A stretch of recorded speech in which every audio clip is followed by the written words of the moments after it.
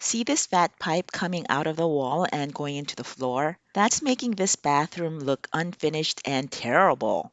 Constructing a box around it with plywood or drywall to cover it up would look odd, and putting a small cabinet over it would make the space feel cramped. So when I saw this see-through glass corner shelf on Amazon, I knew it would be the perfect solution. I was a little concerned that the height of this bottom part might not be tall enough for the pipe, but I figured I could make it work with a couple of easy modifications.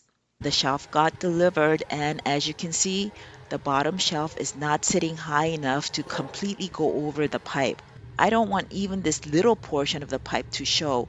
I want to be able to push the shelf flush against the wall to the left. So what I'm going to do is cut a couple of these rods in half so that I can get four pieces that are longer to replace these short feet at the bottom. As for the fact that this shelf is glass, so you can clearly see the pipe through it, I will spray paint just the bottom shelf so that it's not transparent. This is the paint that I'm going to use. It's going to make the shelf look like a mirror. Now I'm going to show you just how easy it is to cut these rods. These are metal rods painted in glittery yellow paint. I'm going to use this tubing cutter to cut them in half. The knob allows you to move the blade to the left or to the right. It's a little tool that plumbers use all the time. The way you use a tubing cutter is to line up this blade to where you need to cut. I've already marked the midpoint of the rod, so cutting here will produce two equal length pieces. After lining up the blade around the pipe, you turn the knob so that the blade is digging into the pipe, rotate the tubing cutter around the pipe, and with each turn, move the blade to the left so that it's digging deeper into the pipe. It doesn't take any strength to push the blade into the pipe, and it doesn't take too many turns to completely cut the pipe.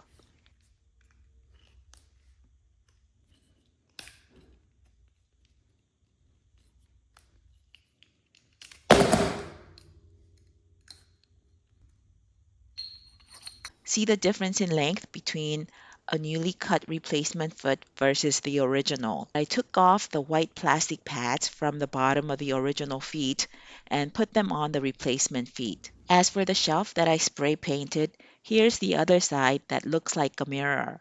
Now I'm going to begin assembling the shelf. First, I attach the guardrail to the glass plate.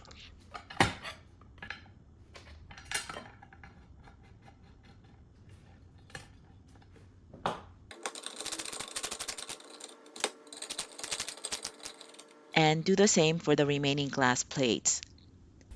Next, I'm putting this bolt into one end of the rod like this by screwing in the shorter half and leaving the longer half out.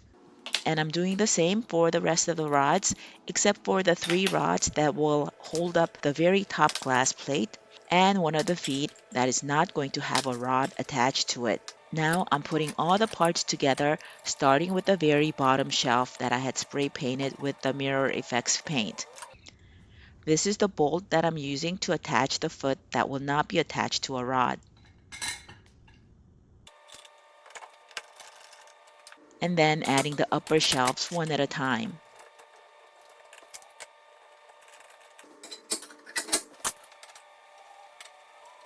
This is the very top shelf, and these are the bolts to cap the top three rods.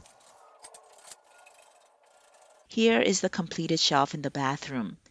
You can't see the pipe from the front, the side, or looking straight down from the top, but it's still here, and the size of this corner shelf is perfect for this tiny bathroom.